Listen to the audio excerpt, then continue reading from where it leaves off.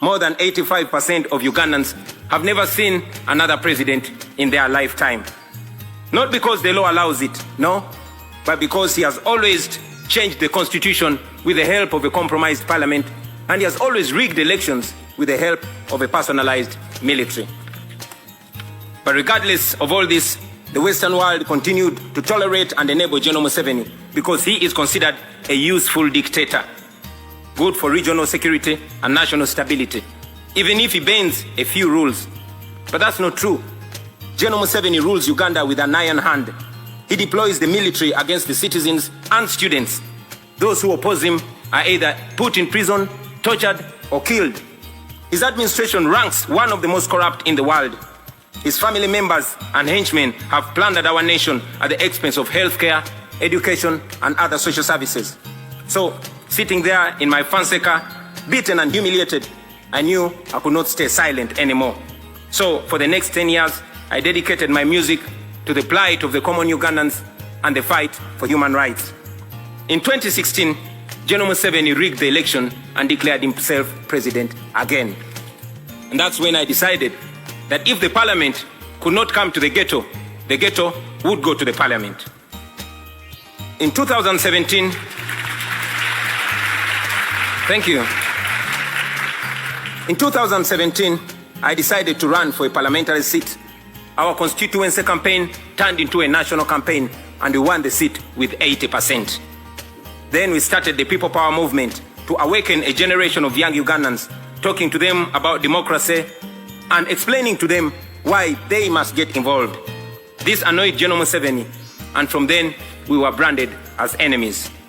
In 2018, while on a campaign trail in the northern Ugandan district of Arua, General Museveni decided that it was too much for him to take. He alleged that our supporters had stoned his motorcade, and for that reason, the military was given orders to shoot and kill.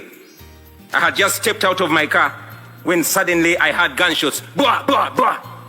My driver and friend, Yasin Ssenteza, was shot dead in the car seat that I had been occupying just a few minutes earlier.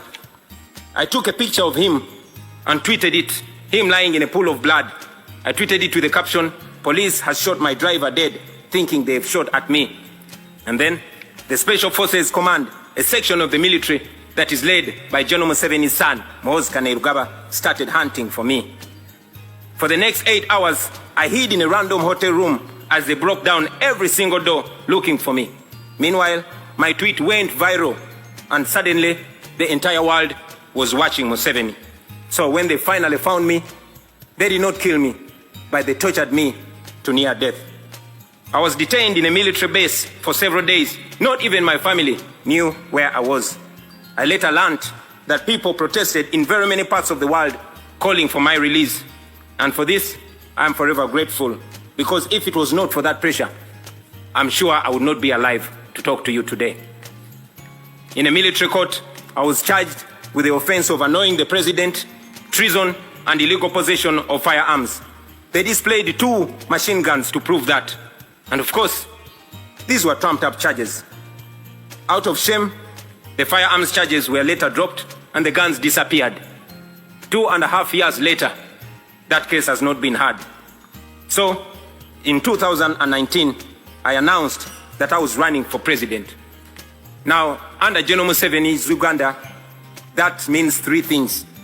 It either means prison, or being forced into exile, or death. But we were ready for all that. And yes, that's exactly what happened. We endured the most horrifying campaign, the most violent campaign, the most brutal and murderous campaign you can ever imagine.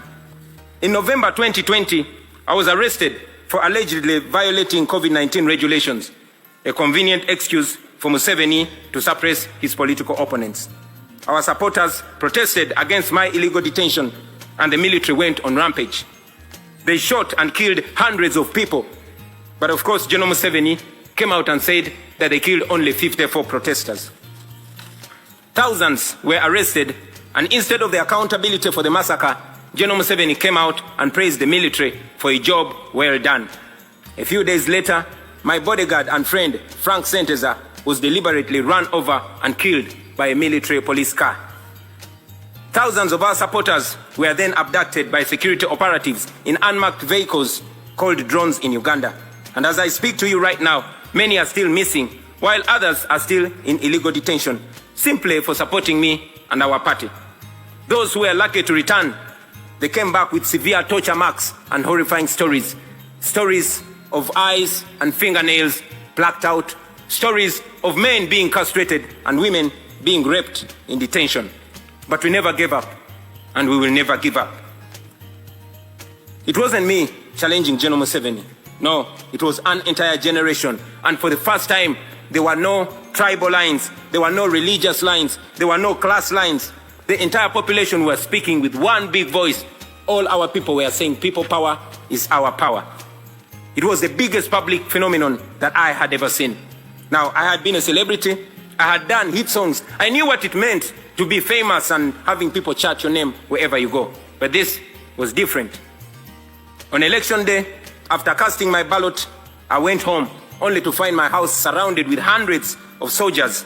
And later I learned that the same was happening to all our party offices across the country. The internet was switched off. Mainstream media was placed under strict censorship. Any radio station that dared to report on the election was immediately shut down. Radio presenters and journalists were arrested. And so in this complete blackout, General Museveni declared himself winner of the election.